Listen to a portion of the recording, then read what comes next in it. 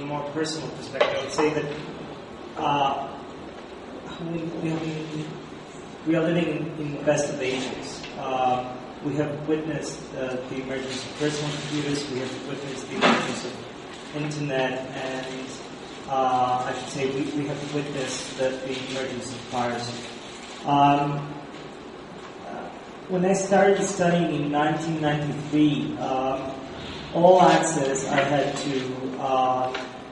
contemporary philosophical works in Zagreb were at the Library of Philosophical Seminar at the University of Zagreb. And it was really a poor choice. I had very little access to works I was interested in, and there was almost no way of getting to those works. There was maybe Alliance Française or Goethe Institute or whatever another library was that had a really limited complementary selection, but really many works I was interested in I couldn't get access to. At some point, Amazon came about, and I could go and order a book and get it in 2 weeks and really read whatever was available in English. And nowadays I'm in a manner I won't disclose, able to get onto MIT server or basically pay for the MIT server that I'm accessing it from the MIT campus and get access to their library and get access to bundles of scientific articles that I really find interesting and want to read. So in that way, we live really in the best of ages. Another story that I want to relate is, and this has something to do with policing ISPs. Recently, there has been a suggestion in the UK to introduce 3 strike rules. So you basically get caught red-handed file sharing 3 times, and you get banned from accessing the internet. That's the idea. And the counter proposal from the legislator was this preposterous idea that they want to make each kid have access to 5 hours of culture a week. I mean, people have access to more culture than any time before, and kids have more access to culture, to more hours of culture than those 5 hours are. They constantly download music, films, games, and these are all things that constitute culture around us. So it's a very preposterous idea of what culture is and how it can be policed and regulated.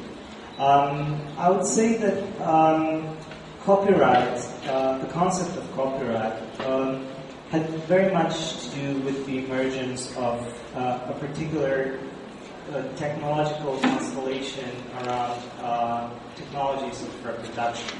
Once you had technologies of reproduction, you got an author in this very much, as Ronaldo pointed out, Western understanding of what an individual is, what the autonomy of an individual and originality of creation is. And I would say also that technologies of reproduction were the establishment of author and authorship in the sense of copyright and author rights, but it was also the dissolution or the beginning of dissolution of what an author is. Because cultural artifacts are products that are reproduced, but are not only products. And this is the first thing I wanted to talk about. Basically how cultural artifacts are transforming nowadays. An example in music, John Lennon sang Imagine No Possessions, and he would put out a record out there, so a finalist product which would go on to live its separate life in the contextualization, recontextualization that was provided by recipients. So the political message behind Imagine No Possessions was basically realized, implemented, contextualized into a real-world situation by recipients. So recipients did the rest of the work, of the creative work of that message. I would say that music as a medium is transforming in that sense, that it's moving away from what product was. And in that sense also the concept of author is changing. So if John Lennon could send out a message in the form of product, music is no longer a product. Music is nowadays much more, I mean, if you want to send out a message as a musician there, a communication. It's, along with being this complex semiotic exchange that had producer and consumer, it's nowadays also the sender and recipient much more. So if we had John Lennon today and if you sent out a message, Imagine No Possession, someone would ask on his MySpace blog, what do you mean, man? Go fuck yourself, or whatever. So he would have to engage in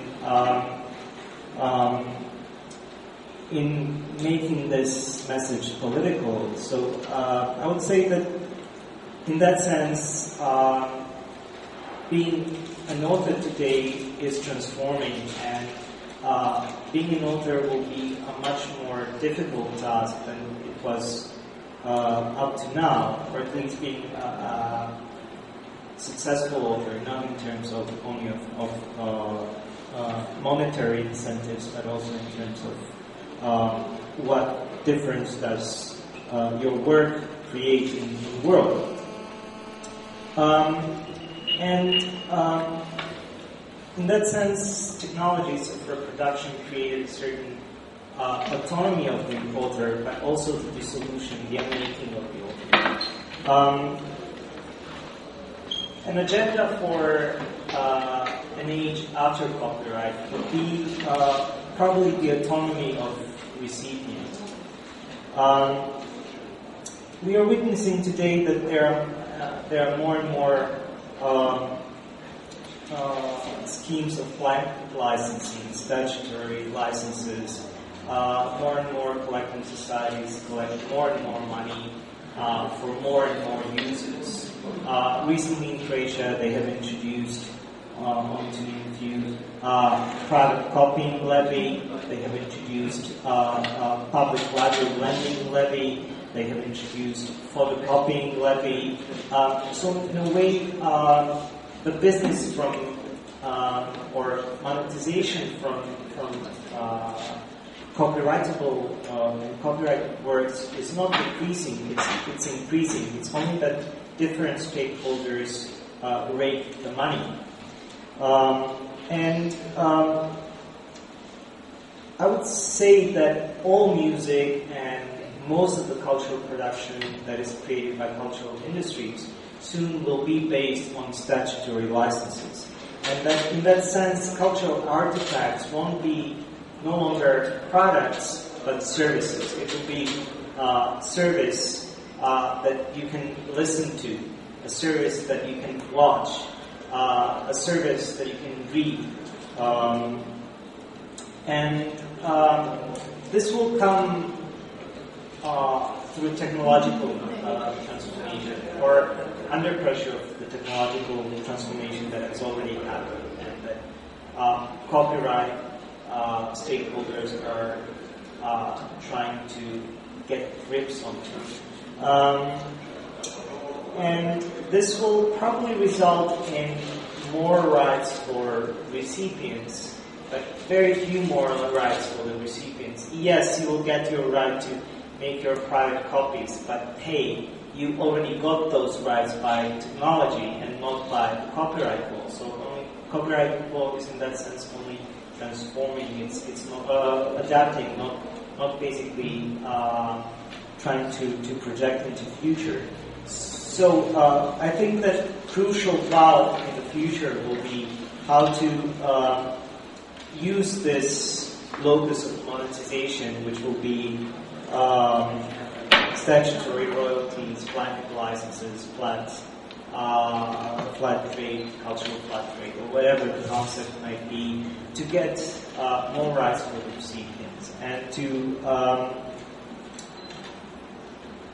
create an autonomy for the recipients, which will also lead to a dissolution of what a recipient is, which will sort of allow for the recipient to be just another author dissolved into just another recipient, etc., etc. So I would say that those are two transformations that are happening. One, that cultural artifacts are transforming as media; they are no longer products, and the idea that music, for instance, as a CD is basically losing money is a wrong idea, because transformation from the tape to CD was a much larger transformation than from vinyl to audio tape. It's transformation from analog to digital, and the sales and distribution of digital is not waning, it's booming to an extent that we cannot follow it, and I would agree with Rasmus, we don't need to. It's more about creating context and creating semiotic exchanges and querying the roles of author and recipient. And the second thing is that there will be a big transformation in the monetization of cultural artifacts, and that this should be used for to get more autonomy for recipients, and to transform the role